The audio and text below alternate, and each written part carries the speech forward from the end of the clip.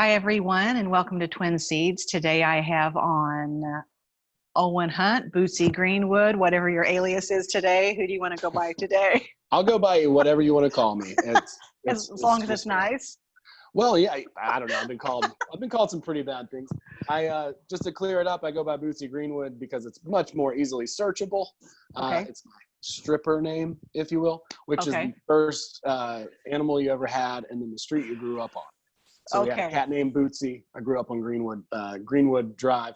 And also Owen Hunt is the name of a very famous character in Grey's Anatomy. So he totally ruined my Google cred, and he's kind of, I don't know, he's kind of a jerk on the show. So I'm not really, yeah.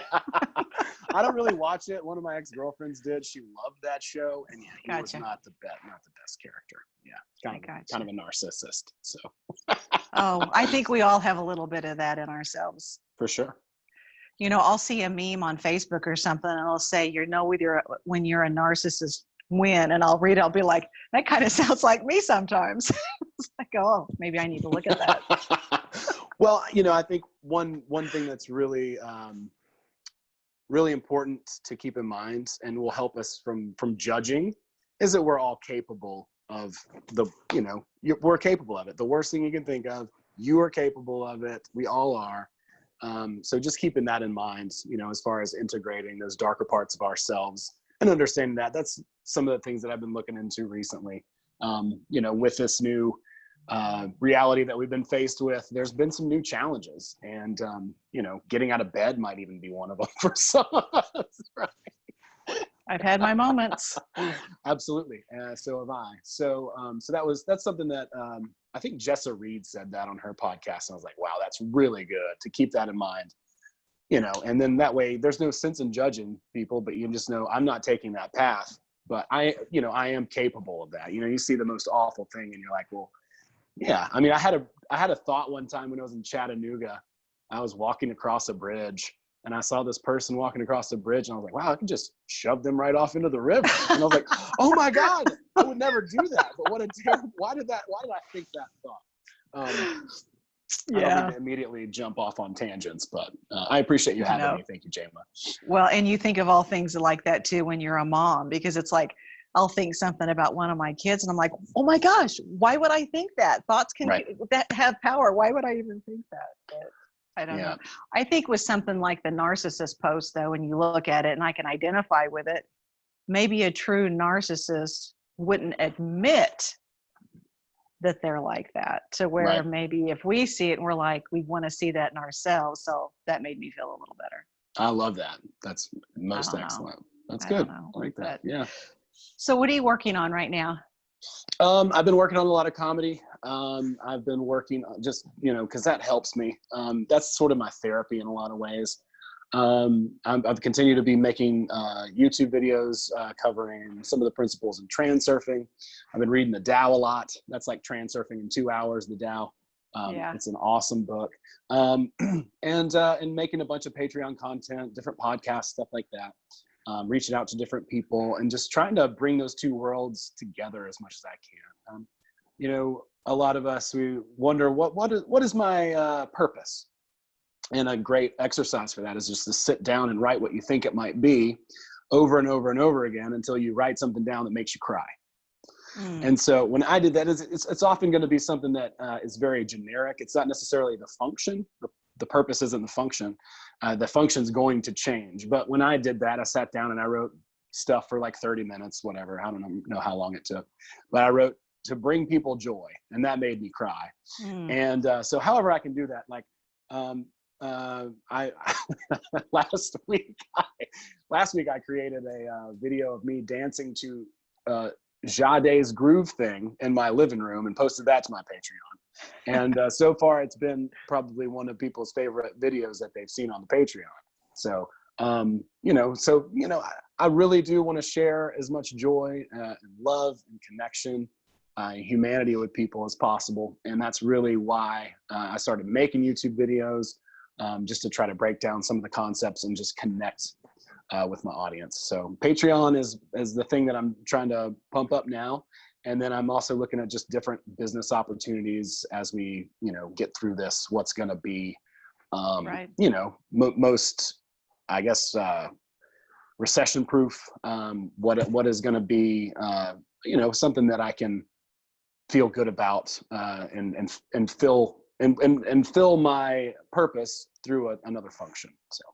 Right. So when you say you want to bring people joy, is that all across the board or with humor or a Yeah, particular mission? that's It just sure. So I would say all across the board, and that's why I think that our purpose is often going to be something that's sort of grandiose, and then the function of that purpose is going to change throughout our lifetime. So for me, it is to bring people joy. That might be through humor. It might be by making a silly dance video in my room. Maybe nobody laughs at that, but they maybe, you know, just it brings a smile to their face. Or even, you know, being kind to someone in the grocery store. Every little thing I think is part of that purpose. But the function definitely does vary. So it might be something different. I might quit doing comedy in a few years and decide that I want to sing songs to people in nursing homes, or I don't know. I mean, maybe not. Maybe they would love that. Maybe I'll be a sign spinner on the side of the highway, and you'll see me, you know, just in the Statue of Liberty costume, swinging your sign. Yeah, it's tax season, baby. You know.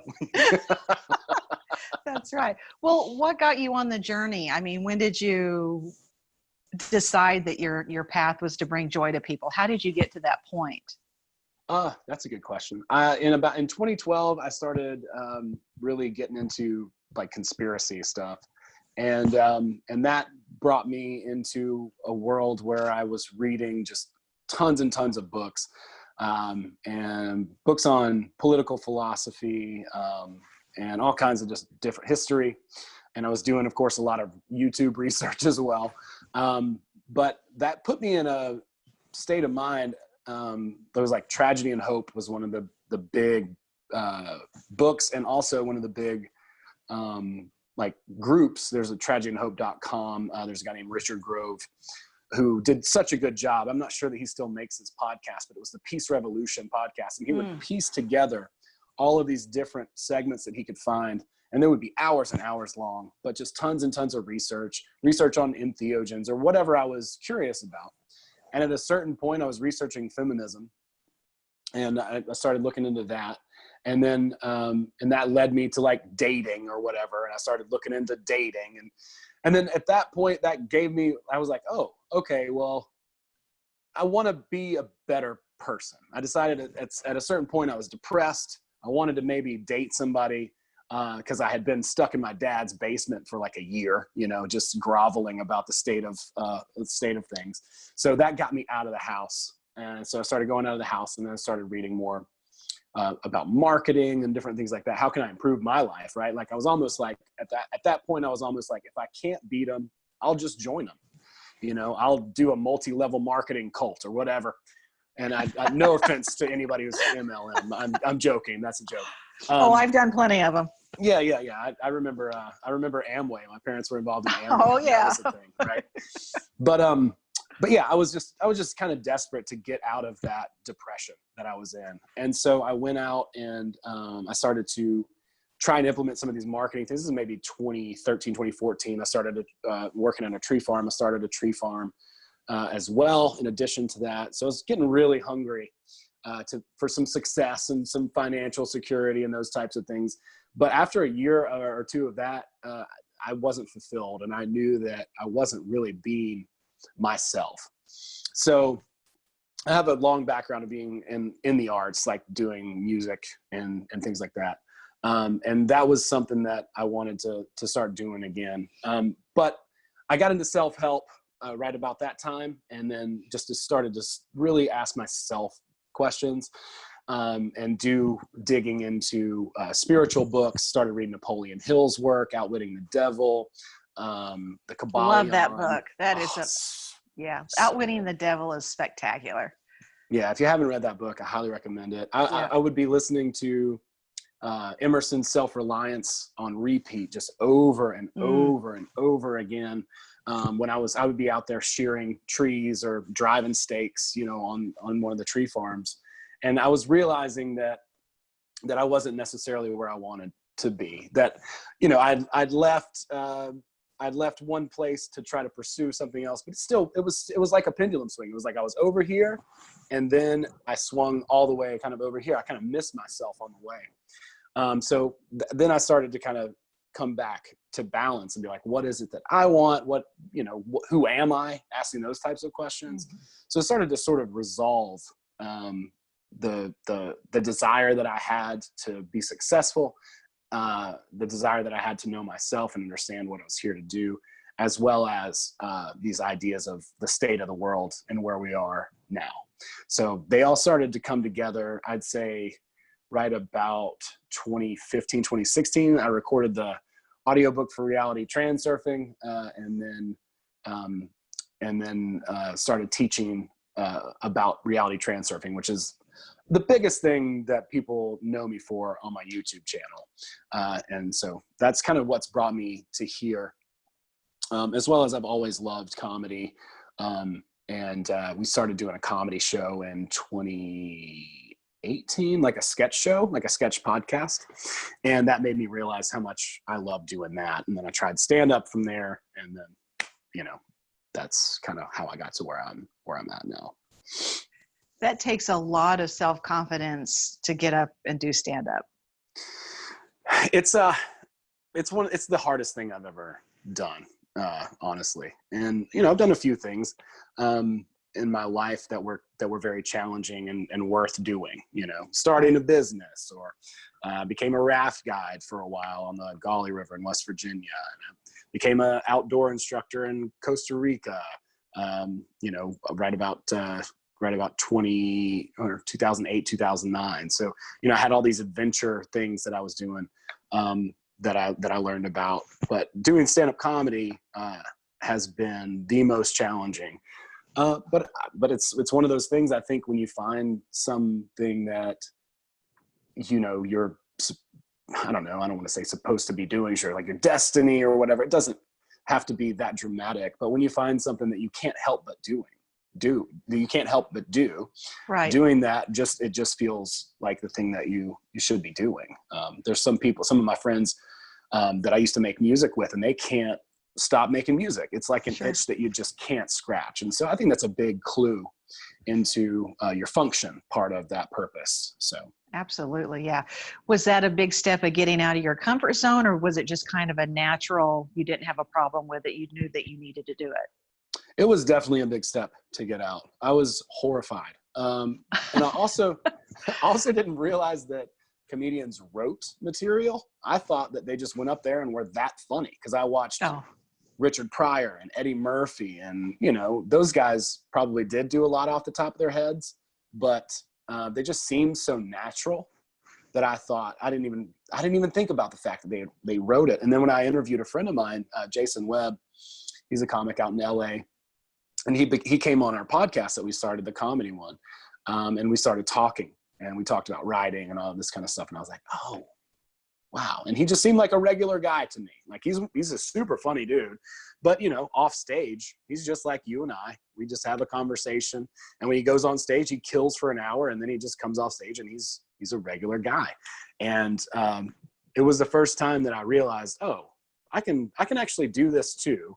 It's just a matter of discipline. It's a matter of practice, a matter of sitting and writing and putting an act together. So I didn't really realize that was the process, but once I did, it's something that I can't help doing. You might find me not being rude, but I might be on my phone just being like, just tapping an idea into my phone, just being like, no, I'm going to come back to that. It could be funny. You can't let those go, though. When you get an idea, you've got to document it, because if you don't, then 3 hours later, you're like, what was that? I don't remember what it was. That's exactly I think it'd be important too, though, when you write material, no matter what it is, whether you're doing stand-up comedy or you're having a lecture, you've got what you've written, you've got an idea of what you want. But the main thing is improvising when you're up there. I mean, who knows?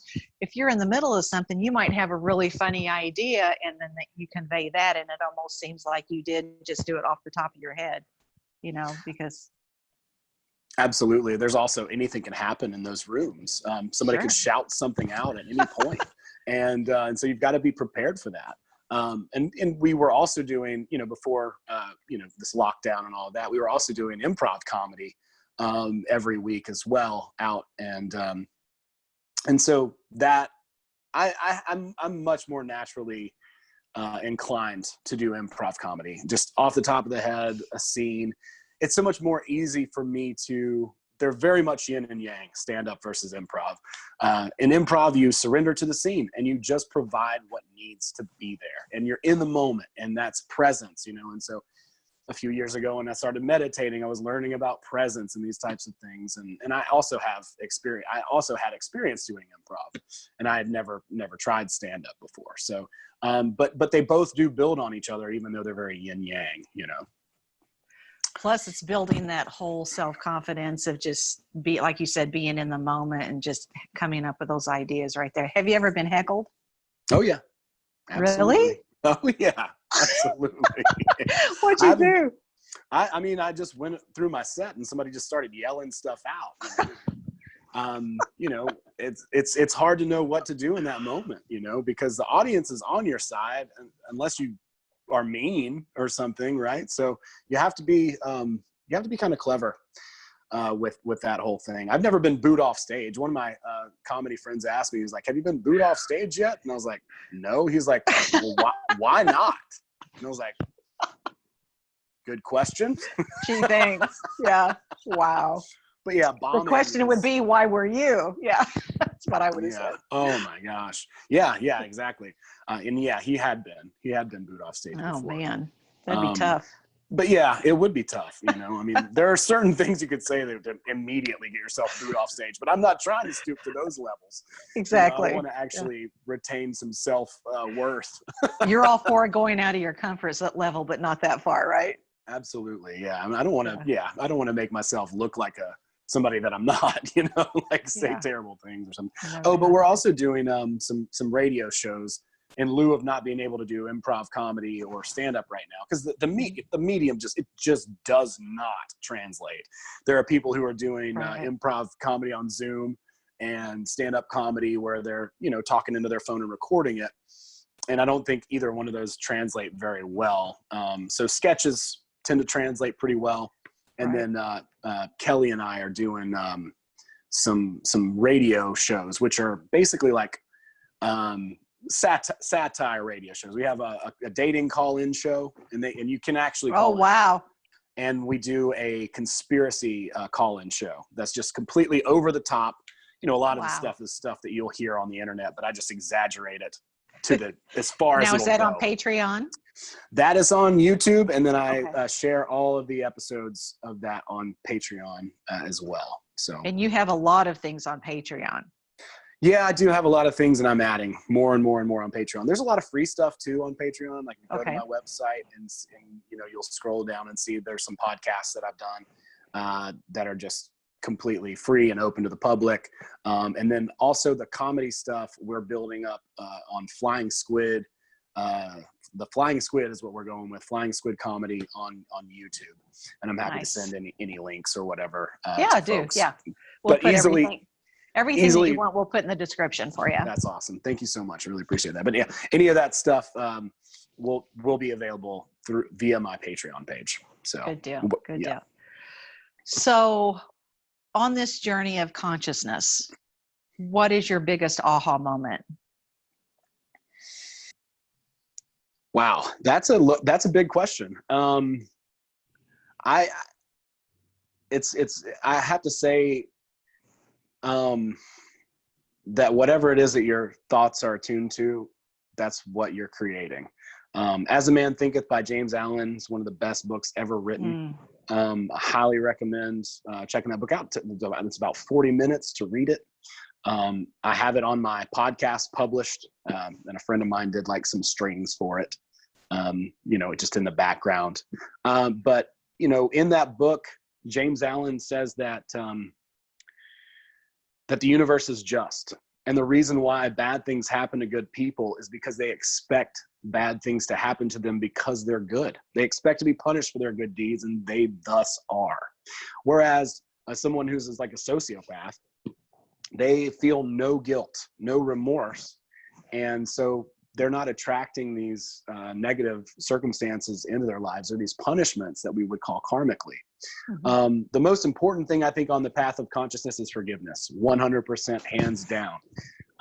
You know, but working with our thoughts has been a huge aha moment with me. But as far as forgiveness goes, one thing that I would put out there to folks is you have to forgive other people before you can forgive yourself. And as soon as you forgive other people for the things that they've done to you, that allows karma to do its full cycle. So you're holding on to that stuff. If you haven't forgiven someone for what they've done to you, that's yours now. And so that's inside of you. But once you let that go, that karma can return. And like, here's the funny part, like, you can't just release something so that somebody gets their comeuppance, right? Right. But when you do finally let that go, then it releases, and it can actually return to source. So from wherever it was that it came, and maybe it didn't even come from that person, right? But they just were passing it along from someone else, and on and on and on. But forgiveness is the most important thing. It's also the most difficult thing to remember sometimes. And then just, trying to come from a place of love. My symbol on YouTube is a heart with an eye in it, the Eye of Horus. It happens to be just because I like the design, and I was a big fan of Robert Anton Wilson. But seeing through your heart, and I mean that in a very literal sense, coming from a place of love, and something that what they call the Care Bear stare has been really my key to keeping myself on a path that's been really positive and beneficial for myself and people around me as well. I honestly will sit in bed. I'll think about somebody who I just care for deeply. It could be a friend, it could be a pet, it could be, someone who's no longer with us, doesn't matter. And at a certain point, I'll just begin to well up and feel an immense love for that person. And then I'll start to just focus on that feeling and then start amplifying it, because that's really what we're doing. We're just amplifying and amplifying. And so those feelings will affect our thoughts, and our thoughts start to become more positive. I mean, even today, I woke up and I was like, oh God,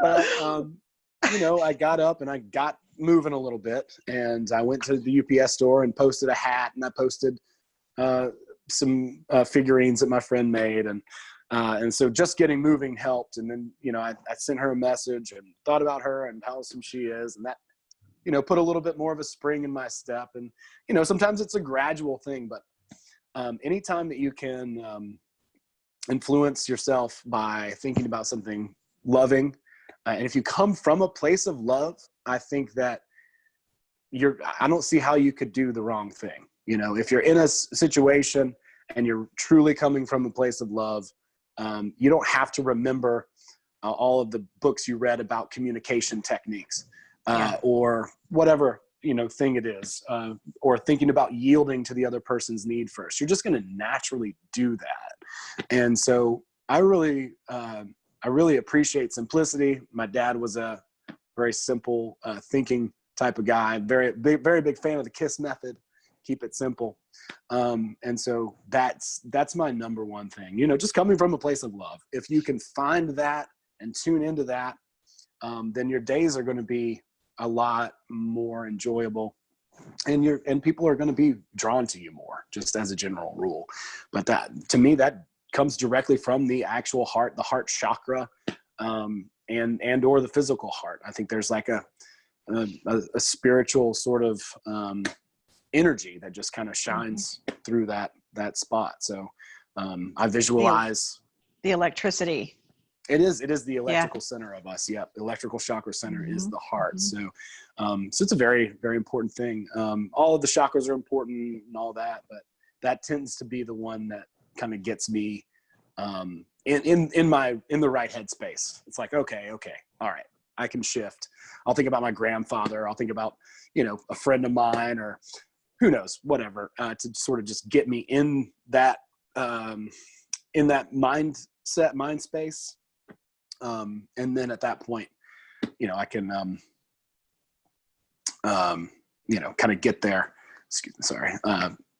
just through focusing on that, because it comes up based on that person. And then I kind of let go of the thought of the person. And then I just generate and continue to focus on that feeling of love. And then if you walk around life like that, things do tend to be a little bit easier, a little bit more fun as well. So, and I think if you walk around with that in that heart space also, you won't have as much to forgive other people for, because you're not looking at it in a form as an attack.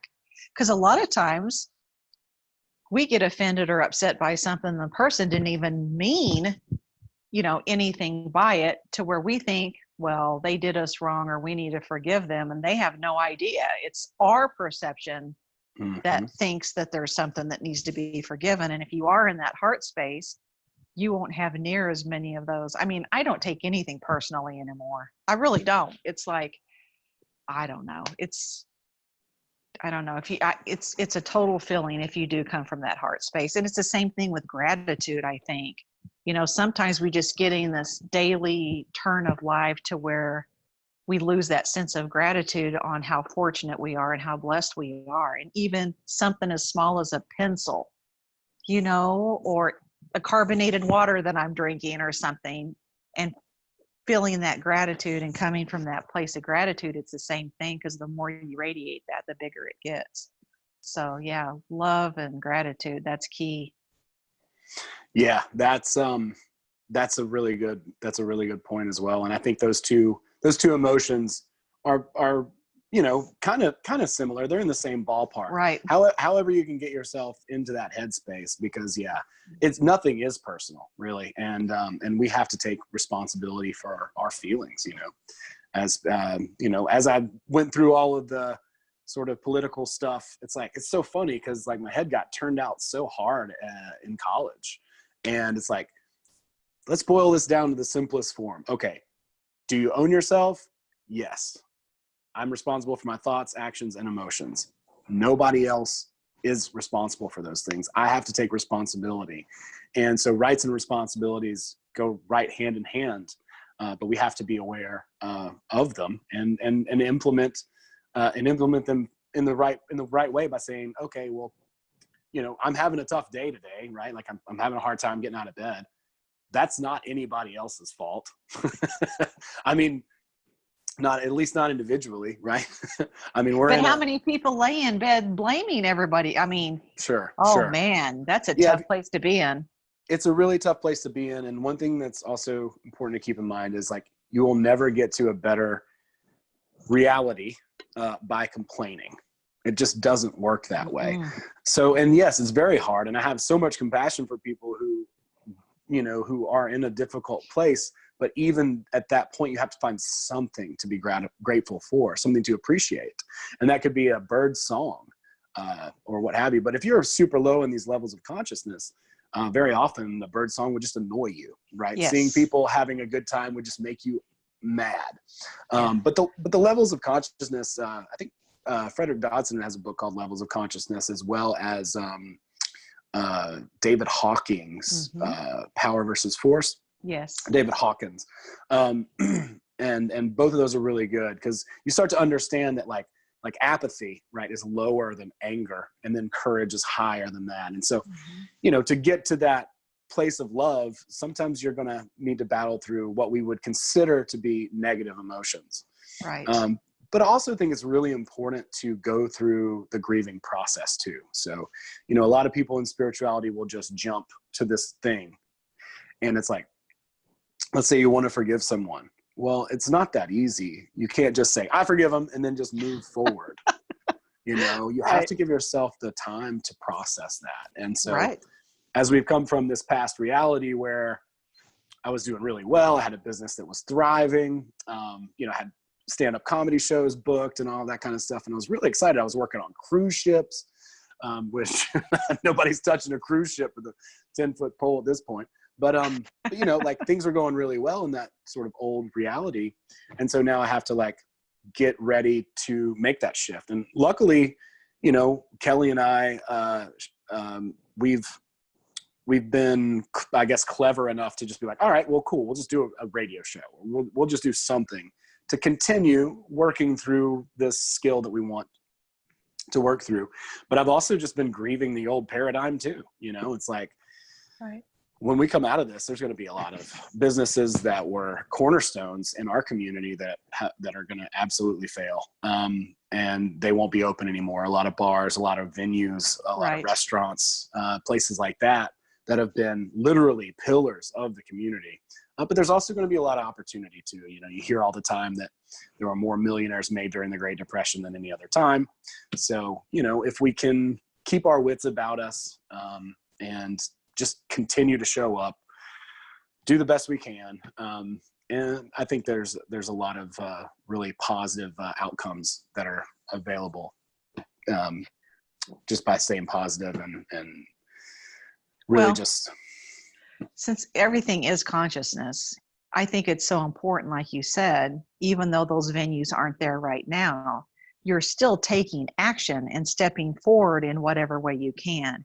You're just not sitting at home saying, well, I'll get back to it when this is over, because then you lose that momentum and that frequency of being in tune with that, to where if you still stay in tune with it, it's just going to increase. Because I really do believe that when we get on the other side of this, it's going to be totally different and better.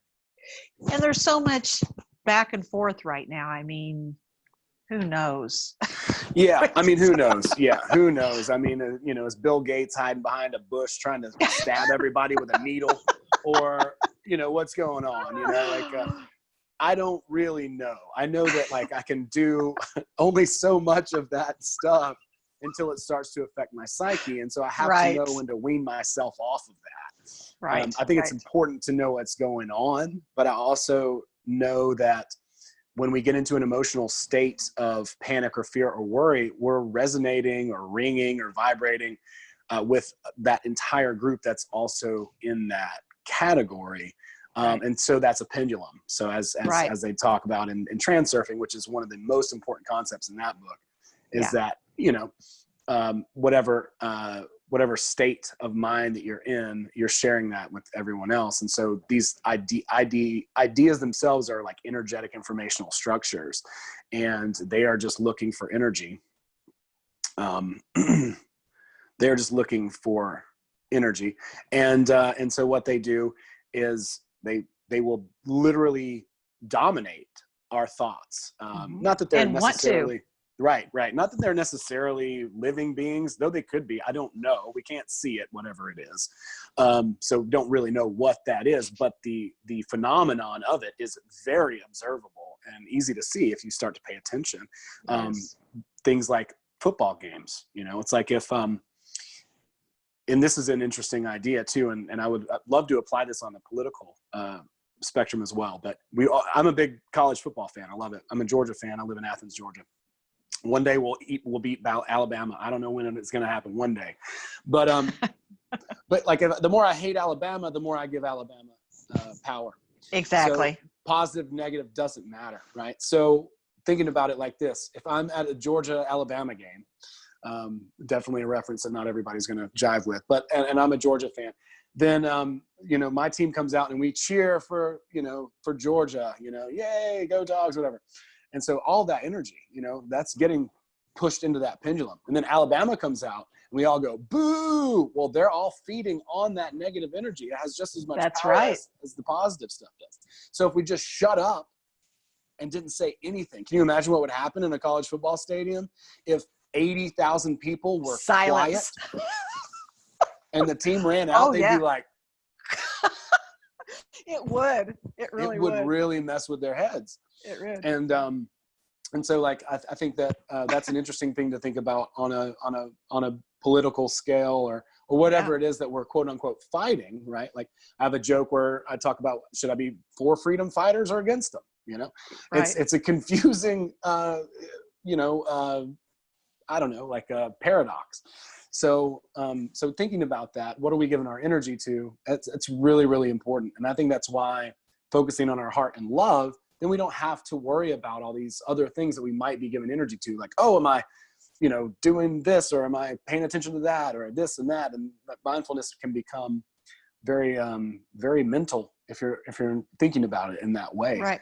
So to me, the best way to avoid that is to just think about, something that I love, and then let that emotion sort of be the baseline to kind of get things going. And then that way you don't have to worry so much about the pendulums and all that kind of stuff, because it can be it can get really in your head when you're like, oh my God, this is a pendulum and that's a pendulum and everything's a pendulum, So that's pretty stressful. And then you're trying to avoid these things, but by avoiding them, you're giving them energy, Right. Right. And I want the knowledge. I want to know what's going on, but I keep one foot in and one foot out, that center screen, to where I look at it, I read it, I'm informed, but I'm detached from it. There you go. And then, but a lot of people can't do that. So a lot of things. I'm not the best at that. A lot of times I'll even share something and I'll say, if you can't look at this without going into fear, don't even look at it. There you go. Stay informed. But that's taken a lot of work. Mm-hmm. Taken a lot of work over the years to get to that point, and I'm not saying I don't get hooked every once in a while, because I do, we all do. Absolutely. But I do want to be informed. So what do you think is the best route to where you do want to share the information, you do want people to be informed on what's going on? What's the best way to do that without getting that? Because you don't want to get other people hooked. You don't want that momentum. How do you share your information? Yeah, that's really, really a good question. What I've been doing on my YouTube channel for the past, probably 2 years, is talking about these ideas, pendulum and polarization. Like you hear about polarization and other methods, right? Like the pendulum idea is polarization and hermetics or what have you. And so like the idea is to not be polarizing, to present the information in a way that is calm, that is logical, and also point out the polarization itself, which is something that I've tried to do, and it tends to be almost like a cryptic, like I'm like, well, look at this could be a political party or whatever. Right. And so I think that's really the only, I don't know. That's a really good question. I listen to a lot of different podcasts and different people who have different presentations. I would say that the majority do an excellent job with this, just being calm, coming from a place of caring about humanity or love, and just presenting the facts in a way that's not divisive, and then there are other people who present them in a very divisive way and who are very full of fear and pushing a lot of lack and scarcity and all of that kind of stuff. And I think that's oftentimes it can be very harmful for me. When I first started getting into this stuff, like I said, emotionally and psychologically, I'm sensitive to a lot of this. So like listening to Alex Jones, for me, not going to happen, because me neither. Yeah. It's just too much of that, Yeah. and it's in your personal. face, your face. Yeah. Right. Yeah. And nothing personal there. Yeah. But that's just not going to, I like Derek Brose's stuff. I think he does a really good job. I'm not familiar. He's on YouTube. The Conscious Resistance is his channel. Okay.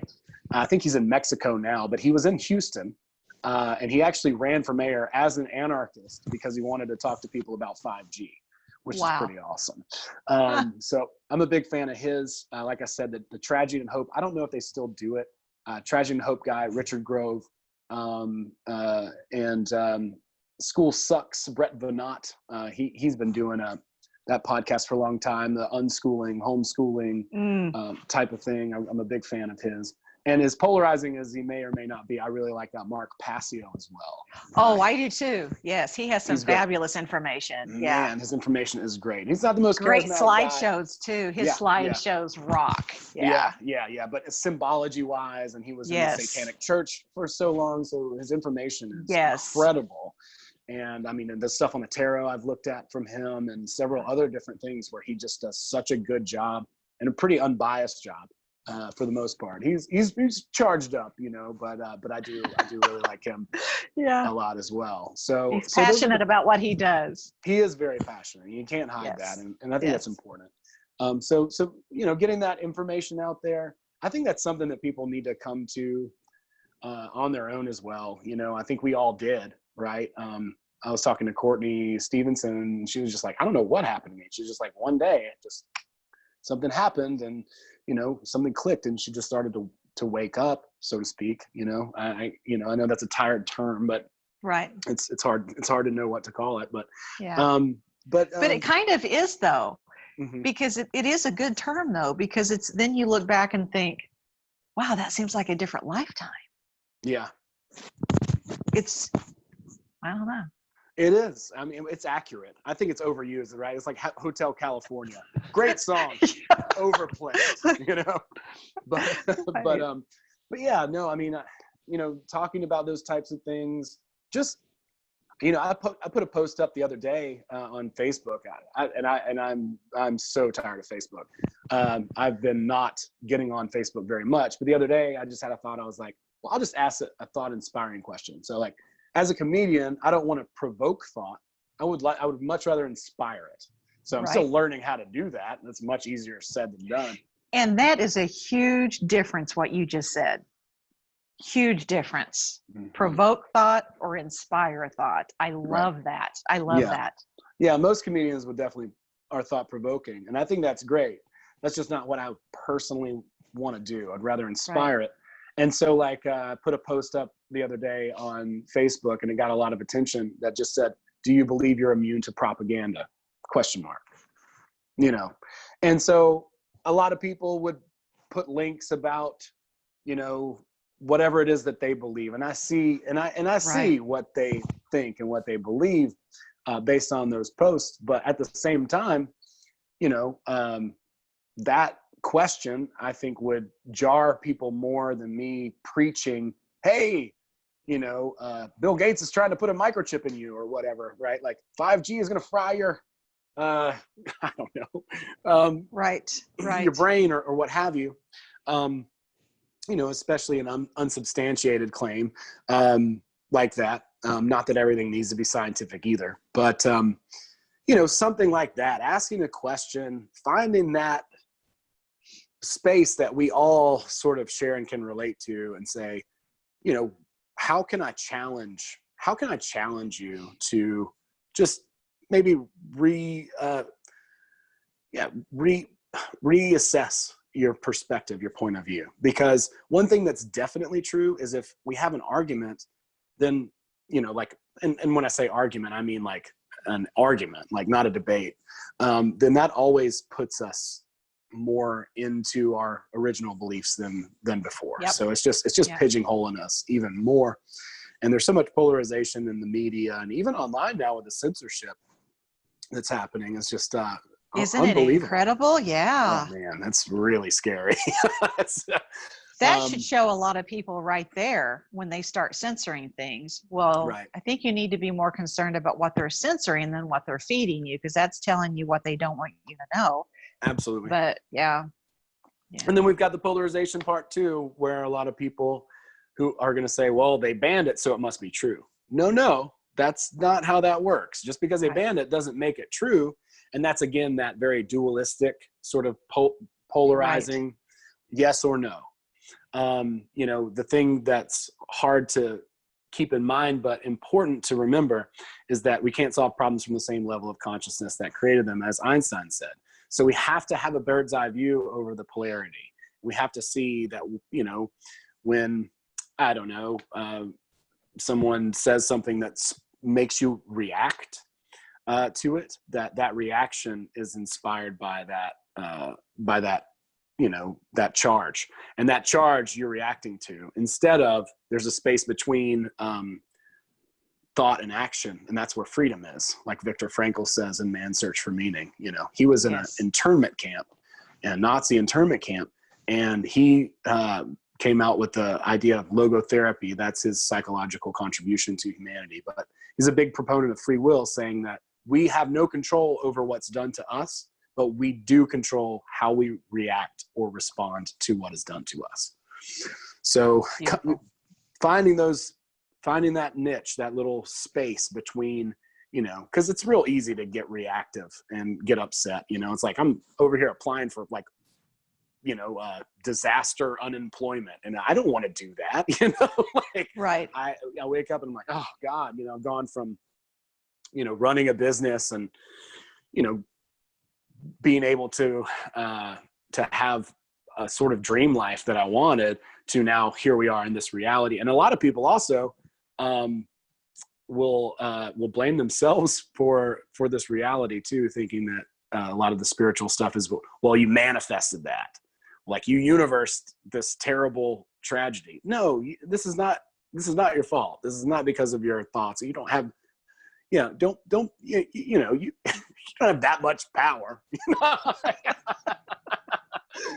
You know, we're all in this situation and we choose how we react to it. So to use that transurfing, which, you know, is a weird word, but to use that as a verb, you know, any of these situations could be transurfed, right? Like you could be in the worst predicament and actually get out. Like my friend Ralph, they were stuck trying to get home in somewhere in Europe. I think they were in Egypt, if I'm not mistaken. And he was trying to get home and they were not wanting to let him get home.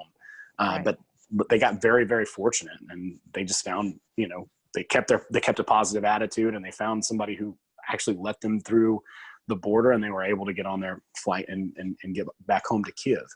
So, you know, little things like that are anomalies. It's like knowing my cousin always lands on his feet. It's just, it never fails. And he's, you know, he has no interest in this stuff. He's just trying to have a good time, but his mentality is very positive. So he's just like, you know, I've been bartending at Marriott in Atlanta, whatever, and he's making like $300 a night or whatever, so he's doing real well. And then all of a sudden this happened. Then he got on unemployment. He's like, I'm making more money on unemployment than I was before, you know, and like I got somebody gave me a car and all this stuff. And I'm just like, what? You know, like, like my brain's going haywire because, you know, it's like I know how this stuff works.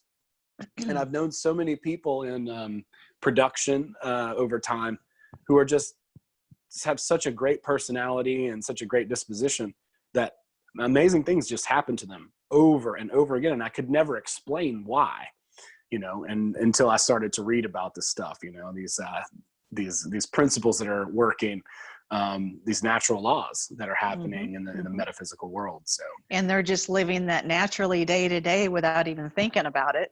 Exactly. They didn't even. And then you and I got to try to figure it out and apply the principles. Exactly.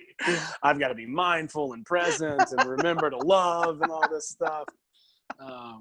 But I like that. I'm a very much the type of person who's always trying to dissect and figure things out. And I know I can't figure everything out, but it's fun. It's fun to try. Yes, absolutely.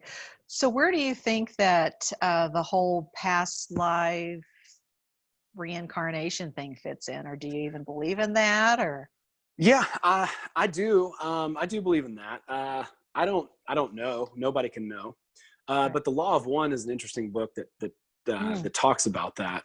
And it was really helpful to me because it just gave me a lot of hope. You know, I do think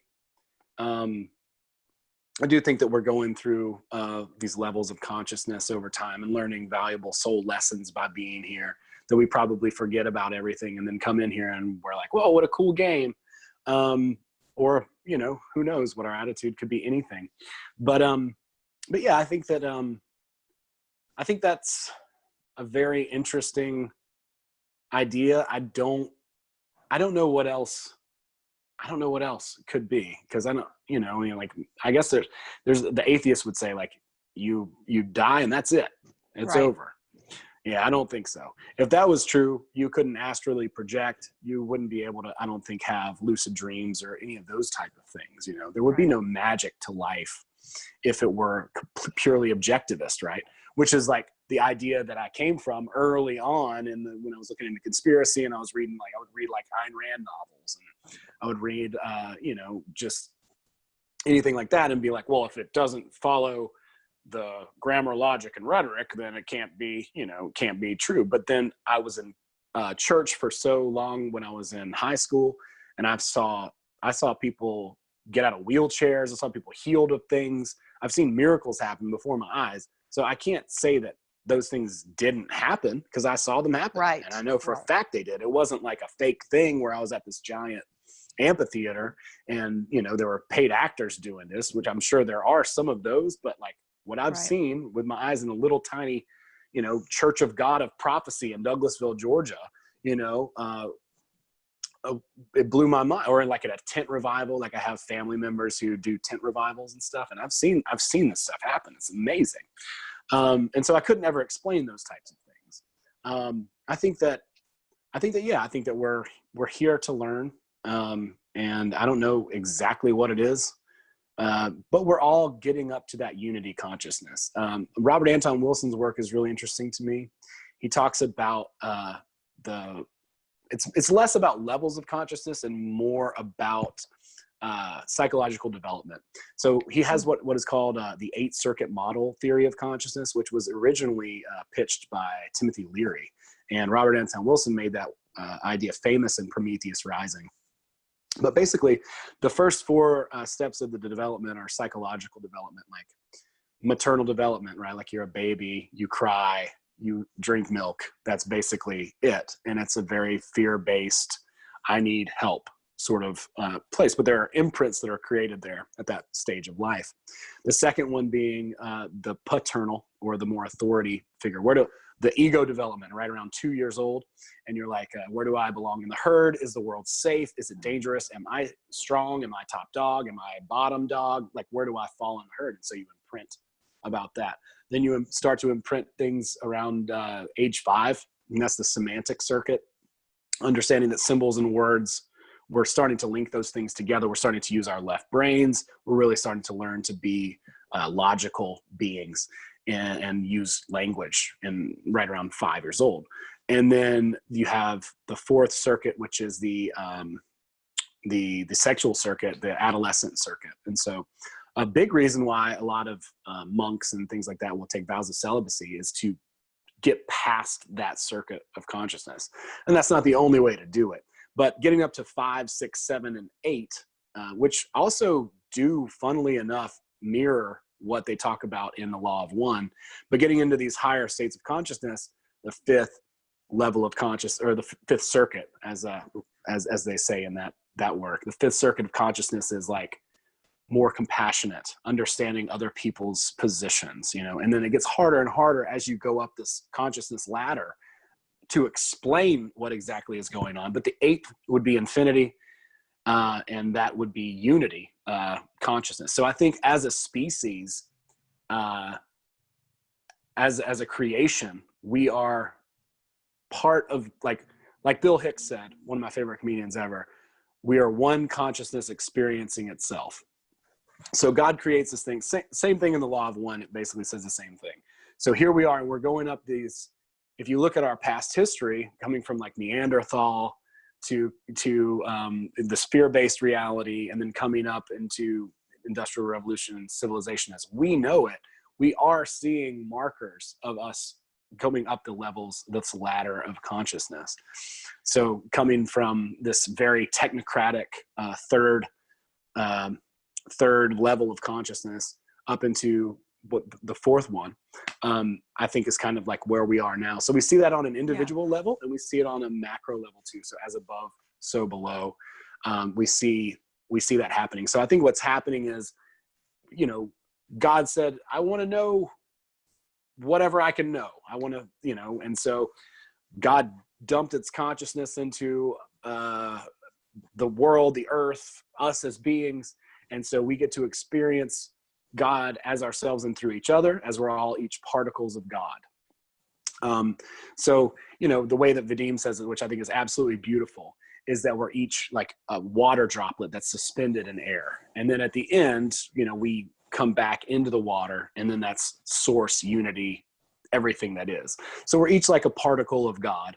And as a species, we're experiencing each other as these particles of God, and then climbing up this consciousness ladder as a species, as well as on an individual level. So I think the more that we really focus on ourselves and do these things, we're influencing the world and the collective consciousness as a result of it.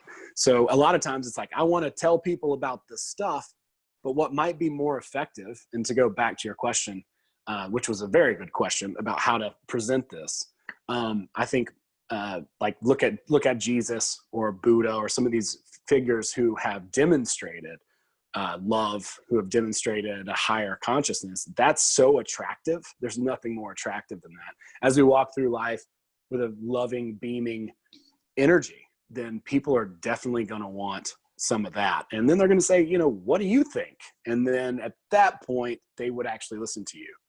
Also, Aristotle's allegory of the cave demonstrates to us that if you don't have some sense of humor when you're talking to people, they will eat you alive. You know, he comes back with this information and they kill him.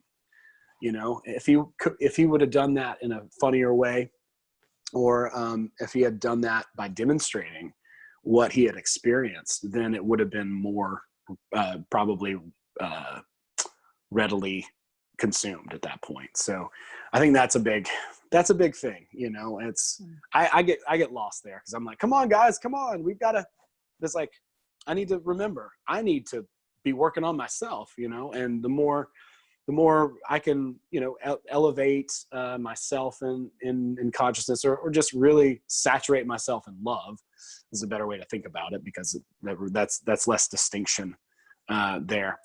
Then I think that the better we all are. What are we bringing into the world, you know? And so if I'm bringing joy into the world, then I am actively adding that emotion into the collective consciousness. Whereas if I'm adding fear or panic or worry, then I am actively adding those emotions as well. And other people are picking up on that as I go about my day.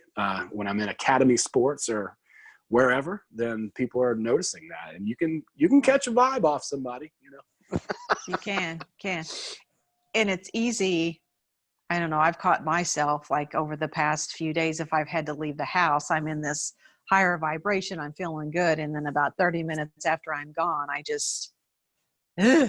have to bring myself back. And it's like, I don't know if I'm picking up energy from other people or if I'm just getting back into my ego space. I don't know where it's coming from, but sometimes, get on the highway and drive, you know, you can get yourself out of that love space really easy, you know. It's really easy to do. Well, you know, somebody asked Buddha one time, they said, where do negative thoughts come from?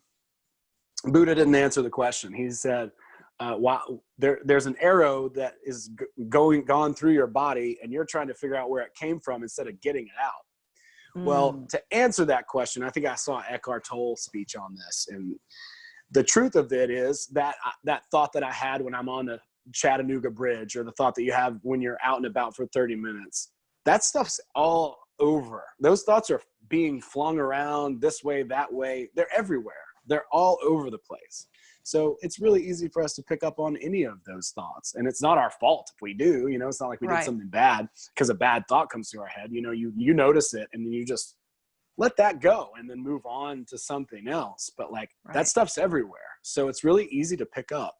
And, you know, again, it's not something to blame ourselves for, but it's something to just keep in mind that those thoughts are oftentimes not even our own thoughts, but that we're being bombarded with them, and they're all over the place and throughout this, you know, this mirror world that we can't even fathom. That is like the metaphysical or spiritual or what have you sort of world, or dream world. Sure. Might be. There's sometimes that I'm feeling great, I'm feeling fine, then boom, all of a sudden something hits me and it's like this irritation or something comes and I'm like, stop, this isn't mine, go back to where it came from. And I'll just have to like throw it back off. But it's like, it's amazing because it's one consciousness and that everything's energy. So it's just, and I treat my home like a sacred space. I mean, so even when I leave my home, I'm probably more susceptible to that feeling because I do keep my home and my space clear. Yeah. Is a good word, clear. Absolutely. So it's going to be interesting when they call me back to work.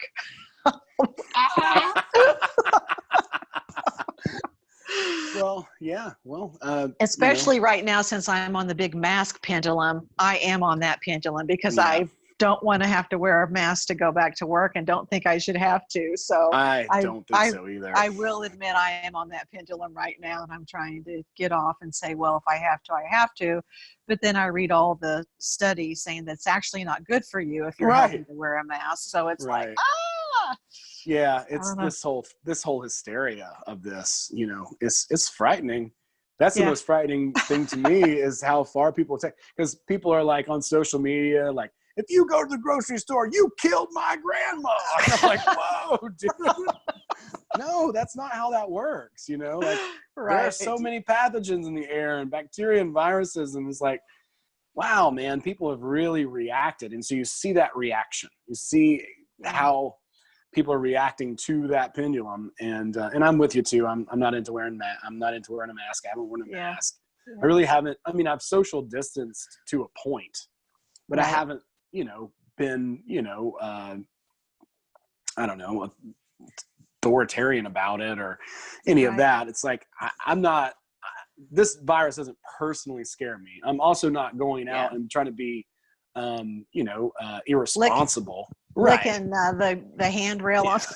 Exactly. I'm not licking toilet seats over here, but like, so I still have respect for everyone and their views and their beliefs, but at the same time, you can see how it just became this mass hysteria that was really not even necessary. I mean, even some of the more moderate people that I've talked to are just like, well, why couldn't we just, and I think Sweden did this. They just put the people who were the most at risk, in a spot for them to self-isolate, and then everything else goes on as normal. I mean, this has to go through, we have to build a herd immunity to it in order to go on. And the whole reason why we did this in the first place was to keep our hospitals from being overcrowded. So it's, great, we did that, mission accomplished. It's time to move on. And if there's a second wave, that's fine. And a third wave, then that's fine. But like, let's step it up and do what we need to do and what we know we need to do. And, I'm ready to get back to work. I'm ready.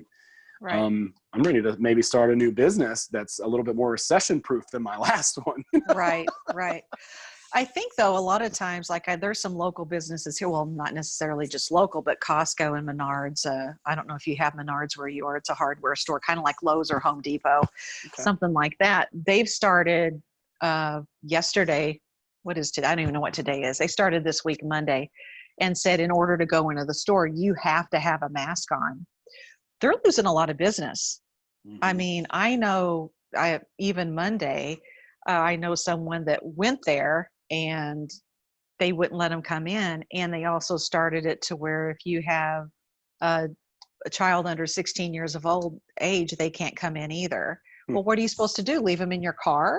I mean, it's going to hurt their business in a long run because a lot of people aren't going to adhere to that. They're just going to go somewhere else. So that's too bad.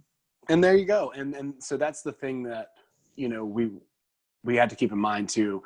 When we play a game outside of the established game, that's coming from a place that's a higher order thought. That's a solution. That's an actual, progression and something that we as people have the power to implement. Whereas when we just react to it, or we say, oh, we're going to boycott this or, do that over there as a reaction to, that's not really creating solutions to problems. So things like cryptocurrencies, I think are pretty cool because that plays in a different game, and the blockchain as well. Freedom of speech, absolutely, especially as a comedian, as a person who believes in human rights, that is the most important thing ever. So, just starting with that, keeping those things in mind, but playing new games and getting involved with those and adding to those whenever we see them come about. And very often those things will get co-opted. We kind of got honeypotted with the internet, I'm sure it was created by DARPA. Makes sense. And then they were like, oh yeah, it's a free for all. It's like Facebook was free forever until now I have to pay $80 if I want people to know about my comedy show that's coming up, so I can get to just get a post out. Well, to get a post out to do advertising and stuff on the platform, they charge you to do advertising. So if we're going to do like a comedy show or something like that, then in order for our post to reach the people who have liked our page, Now I Oh. have to pay money. Oh, is that right? Yeah. Yeah. I mean, you absolutely do. Like, I'll put a post out on our comedy page and it'll be seen by 23 people. And we have over 1,000 people that are subscribed to us, but Oh. those posts don't reach them unless we sponsor the post and put money behind it. So we get lured in. That's why I got those notifications that said advertise your post here or whatever. So it's only reaching a few people. Oh, I didn't know that. Yep. Okay. So, you know, and your personal page is supposed to reach more, but the algorithms and all that kind of stuff, you know, as a society, we're like, oh, this is great. And what's more of a free sort of market example than the internet? But it's starting to change now, you know, and like I said, we get a little honeypotted into there. But with the blockchain and things like that, as long as we continue to play outside of the game and create our own new games, then I think, you know, it's just a game of cat and mouse and Roadrunner Coyote at that point. I think it's about time for we the people to start making the new games. How about you? Yeah, absolutely. I think that is happening. The blockchain is something that that is definitely very cool and helpful. And we're going to see platforms created on Ethereum and other of these cryptocurrencies and networks and stuff like that here in the future. So those will all be really good things to contribute to, and hopefully we can keep those, you know, to ourselves and not have them, you know, taken over or you know, co-opted. Hijacked. Yeah, hijacked is a much more accurate word for what. It's like, have you seen that guy, the Facebook guy? Like, there's no way that he's the brains behind that whole thing. Like, he looks like a scared. Which one you talking about? The Facebook guy, what's his name? Mark Zuckerberg. Mark Zuckerberg, yeah. I mean, he just looks like a frightened chicken. Like, he doesn't, you know, he's just all spazzy and nervous all the time, and sweaty. Yeah. It's like, dude, you sweat more than me, you know? He's nervous. He's always so nervous. So, yeah. He's afraid it's all going to come out. The truth's coming out. And it is. But, man. Yeah, and it is, and that's good. Yeah, good thing. It is. Yeah. Yeah. Well, thank you so much for talking today. I really appreciate it. It's my pleasure. Thank you so much for having me. I hope I wasn't too much of a blabbermouth. I do tend to be airy. No, I love that. I love to listen, and I did get some ideas on a couple of things to look in that I hadn't heard of before, so I appreciate that too, which is wonderful. Cool. Yeah, and I'll put all of your links in the description, and people can check out your Patreon and your YouTube channel and all that good stuff, and so you can spread more joy. That's right. And knowledge. I do love teaching. I love teaching this stuff. It's really fun to talk about. I try to boil it down as simply as possible because I think that it's every person's right to understand how much power they have. And that's something that's, you know, over time, you know, you start to see the esoteric or the hidden stuff, the occult stuff be more and more hidden.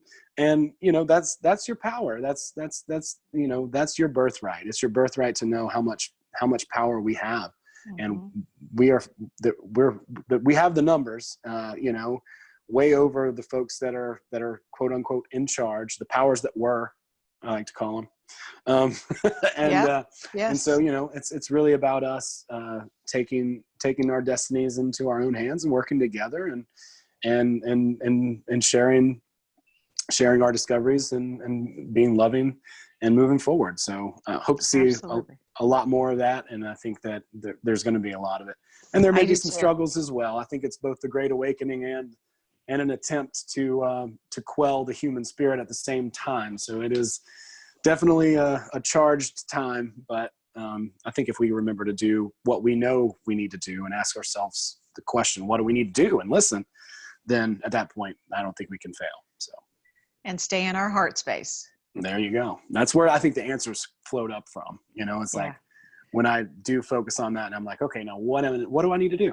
And then, you know, eventually it'll start to float up, you know.